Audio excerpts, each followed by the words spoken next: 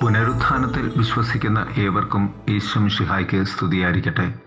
തിരുസഭ മാതാവ് ഇന്ന് നമുക്ക് നൽകുന്ന വചനധ്യാനം മർക്കോസ് എഴുതിയ സുവിശേഷം 12-ാം അധ്യായം 18 മുതൽ 27 വരെയുള്ള വാക്യങ്ങളാണ്.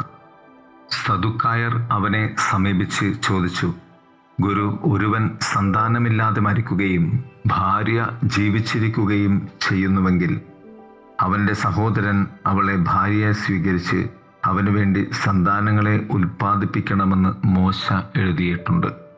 ഒരിടത്ത് 7 സഹോദരന്മാർ ഉണ്ടായിരുന്നു. ഒന്നാമൻ ഒരുവളെ വിവാഹം ചെയ്തു, സന്താനമില്ലാതെ അവൻ മരിച്ചു. അങ്ങനെ ബാക്കിയുള്ള 6 പേരും അവളെ പരിഗ്രഹിച്ചു, എങ്കിലും സന്താനമില്ലാതെ മരണമടഞ്ഞു. പുനരുത്ഥാനത്തിൽ അവൾ ആരുടെ ഭാര്യ ആയിരിക്കും? ക്രിസ്തു പറഞ്ഞു, മരണാനന്തരം അവർ സ്വർഗത്തിലെ ദൂതന്മാരെ പോലെ ആയിരിക്കും. പുനരുത്ഥാനം ഇല്ല എന്ന് വാദിക്കുന്ന സദുക്കായരാണ് കർത്താവിനോട് ഈ ചോദ്യം ഉന്നയിക്കുന്നത്. ഒന്നാമതായി, അവർ അമാനുഷികത നിരസിച്ചു. ഇത് അവരെക്കുറിച്ച് അറിയേണ്ട ഏറ്റവും പ്രധാനപ്പെട്ട സത്യമാണ്. കാരണം ഇത് യേശുവിനോടുള്ള അവരുടെ ചോദ്യത്തിൻ്റെ അടിത്തറയാകും. ഒരാത്മീയ തലത്തിൽ അവർ വിശ്വസിച്ചിരുന്നില്ല. അവർ മാലാഖമാരിൽ വിശ്വസിച്ചിരുന്നില്ല. മരണാനന്തര ജീവിതത്തിലോ ദൈവത്തോടൊപ്പം സ്വർഗത്തിൽ എന്നേക്കും ജീവിക്കുവാനുള്ള ദൈവജനത്തിൻ്റെ പുനരുത്ഥാനത്തിലോ അവർ വിശ്വസിച്ചില്ല. വീണ്ടും ഇത് യേശുവിനെതിരായ അവരുടെ വെല്ലുവിളിയെ സ്വാധീനിക്കും. രണ്ടാമതായി, ബൈബിളിനെ കുറിച്ച് അവർക്ക് താഴ്ന്ന വീക്ഷണമുണ്ടായിരുന്നു. അവർ ബൈബിളിൻ്റെ മറ്റു ഭാഗങ്ങൾ വായിക്കുകയും പഠിക്കുകയും ചെയ്തിരിക്കാമെങ്കിലും ആദ്യത്തെ 5 പുസ്തകങ്ങൾ ഉൽപ്പത്തി മുതൽ നിയമാവർത്തനം വരെ ആധികാരികമാണെന്ന് അവർ കരുതിയിരുന്നതായി തോന്നുന്നു. മോശയ്ക്ക് ശേഷമുള്ള പ്രവാചകന്മാർക്കും എഴുത്തുകാർക്കും ശുദ്ധമായ സിദ്ധാന്തം സ്ഥാപിക്കാൻ കഴിയില്ലെന്ന് അവർ കരുതി.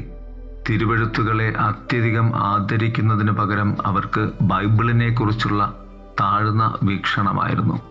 മൂന്നാമതായി, അവർ അക്കാലത്തെ ന്യൂനപക്ഷ വീക്ഷണമായിരുന്നു.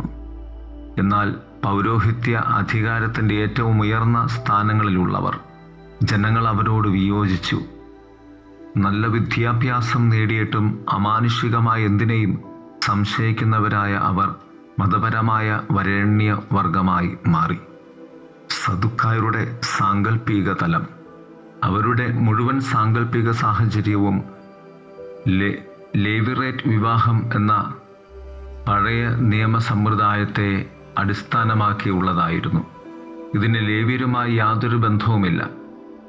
അല്ലാതെ അവരുടെ സഹോദരൻ എന്ന പദം വന്ന ലേവർ എന്ന പദമാണ്. ഈ നിയമം ആവർത്തന പുസ്തകം 25:5 മുതൽ 10 വരെ ഉള്ള പുരാതന ഇസ്രായേലിലെ സ്ത്രീകളുടെ ഭൂ ഉടമ അവകാശം സംരക്ഷിക്കുന്നതിനുള്ള ഒരു മാർഗമായി വ്യക്തമാക്കിയിട്ടുണ്ട്. ഭാര്യ മരിക്കുമ്പോൾ സഹോദരൻ്റെ ഭാര്യയെ ഭാര്യയായി സ്വീകരിക്കേണ്ടത് അവരുടെ ഭൂസ്വത്ത് നഷ്ടപ്പെടാതെ സംരക്ഷിക്കപ്പെടുവാൻ വേണ്ടിയാണ് എന്ന തത്വം. വീണ്ടും സദുക്കായർ മരണാനന്തര ജീവിതം എന്ന ആശയത്തെ പരിഹസിച്ചു. അവർ ഈ പഴയ സാമൂഹിക നിയമം അതിനെ പരിഹസിക്കുവാനുള്ള മാർഗമായി ഉപയോഗിച്ചു. വിധവയ്ക്കൊപ്പം ഒരു അവകാശിയെ വളർത്തുന്നതിന് മുൻപ് എല്ലാവരും മരിച്ച 7 സഹോദരങ്ങളുടെ കുടുംബത്തിൻ്റെ ചിത്രം അവർ വരച്ചു. 7 പേർക്കും ഭാര്യയായി തീർന്ന അവളെ ഒരു പരിഹാസ പാത്രമെന്നോണം ആണ് അവർ യേശുവിൻ്റെ മുന്നിൽ അവതരിപ്പിച്ചത്. കർത്താവ് മറുപടിയായി പറഞ്ഞു, നിങ്ങൾക്കു തെറ്റുപറ്റി.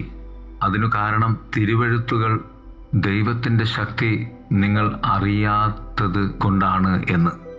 2 പ്രധാന കാരണങ്ങളാണ് അവരുടെ തെറ്റിന് കാരണം. തിരുവെഴുത്തുകൾ അവർ അറിഞ്ഞില്ല, ദൈവത്തിൻ്റെ ശക്തിയും അറിഞ്ഞില്ല. ശേഷം കർത്താവ് പറയും, മരണാനന്തരം എല്ലാവരും മാലാഖമാർക്ക് സമമായിരിക്കും എന്ന്. സ്വർഗത്തിൽ വിവാഹമില്ല, കാരണം മാനുഷിക അധികത അവിടെ ആവശ്യമില്ല. ദൈവിക കൃപയുടെ സമ്പൂർണതയാണ് അവിടം. അതുകൊണ്ട് അവിടെ ദൈവകൃപയുടെ നിറവാണ്, ദൈവസന്തോഷത്തിൻ്റെ നിറവാണ്, ദൈവ അനുഗ്രഹത്തിൻ്റെ നിറവാണ്, നിത്യാനന്ദത്തിൻ്റെ നിറവാണ് അവിടെ. ത്രിത്വൈക ദൈവമാണ് അവിടെയുള്ള സമ്പൂർണത. പ്രിയരെ, നമ്മുടെ വിശ്വാസത്തെയും നമ്മുടെ ജീവിതത്തിൻ്റെ അനുദിനമുള്ള പ്രത്യയ ശാസ്ത്രങ്ങളൊക്കെയും ഈ സ്വർഗോന്മുഖ സത്യത്തിലേക്ക് കേന്ദ്രീകരിച്ചു കൊണ്ടുള്ളതാകട്ടെ. ദൈവം നമ്മെ സമൃദ്ധമായി അനുഗ്രഹിക്കട്ടെ. ആമേൻ.